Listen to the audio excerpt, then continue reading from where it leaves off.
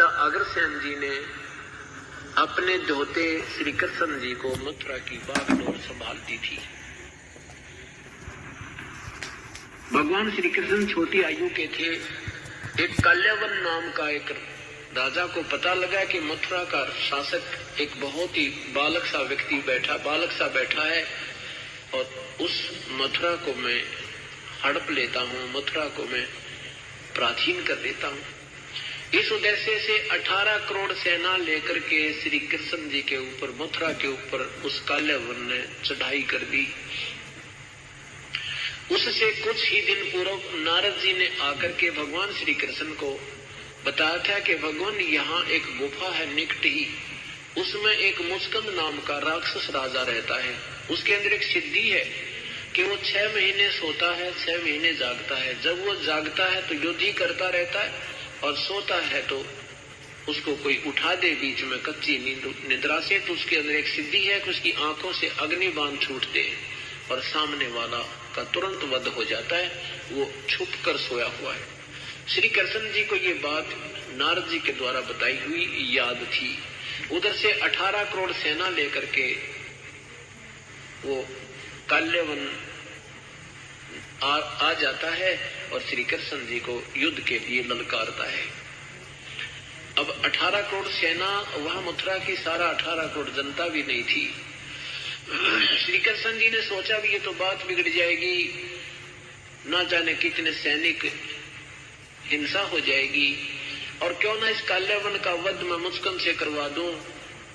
भगवान ने अपना अक्षत्रिय धर्म त्याग के और श्री उस काल्यावन को ललकारा कि आजा काल्यावन मेरे साथ, उतर रथ से नीचे।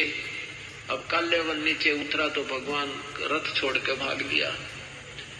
अपना क्षत्रिय धर्म भूल के भगवान उस विनाश को बचाने के लिए और उस गुफा में प्रवेश कर गए जिसमें मुस्कंद सोया पड़ा था। गुफा के अंदर जाकर के अपना पीतांबर, जो अपना पीला कपड़ा सा एक चद्दर साथ रखा करते थे, उस पीतांबर को मुस्कंद के ऊपर उड़ा दिया, सोए हुए मुस्कंद पर उड़ा दिया और आप आगे चले गए, गुफा में गहरे चले गए। कौन? भगवान श्री कृष्ण।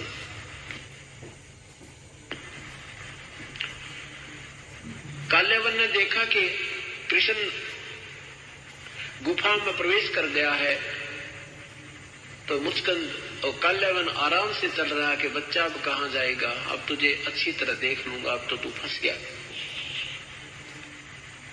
आगे जाकर देखा कि एक व्यक्ति सोया पड़ा है। उसने मुस्कंद को श्री कृष्ण जानकर कहने लगा, अरे कायर, तू मेरे से डर के यहाँ आके छुप के सो गया।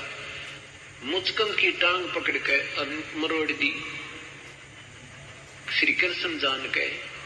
अब मुस्कंद की निंद्रा भंग हुई, उसमें एक सिद्धि थी, आंखों से अग्निबाण छूटे और काल्यावन वहीं ढेर हो गया, मर गया। अब श्री कृष्ण जी ने पकड़ कर उस मुस्कंद के पैर और घसीट कर लाया, बाहर उनकी सेना के सामने पटक दिया। राजा की हार सेना की हार मानी जाती थी, राजा की मृत्यु सेना की हार मानी जाती थी। तो सभी सैनिकों ने, काल्यावन के सैनिकों ने अपने हथियार डाल दिए और अपने राजा का शव लेकर चल पड़े और कह गए कि कृष्ण जी हम फिर आएंगे, अब तुझे बख्शेंगे नहीं, अपना नया राजा नियुक्त करके। श्री कृष्ण जी ने सोचा ये तो पागल इंसान है, ये फिर आएंगे, फिर झगड़ा होगा। इसलिए विश्वकर्मा को जी को बुला करके कहा, विश्वकर्मा एक ऐसा स्थान ढूंढ ले कि तब उस समुद्र में जो 3 तरफ से पानी हो, समुद्र हो, एक रास्ता हो, एक द्वार हो, उस द्वार का एक द्वार वाली नगरी श्री विश्वकर्मा जी ने भगवान श्री कृष्ण के आदेश से तैयार कर दी। उधर से भगवान ने अपना सारा बोरिया बिस्तरा लाद के और प्रस्थान कर दिया, सारी मथुरा खाली कर दी और द्वारका में पहुंच गए।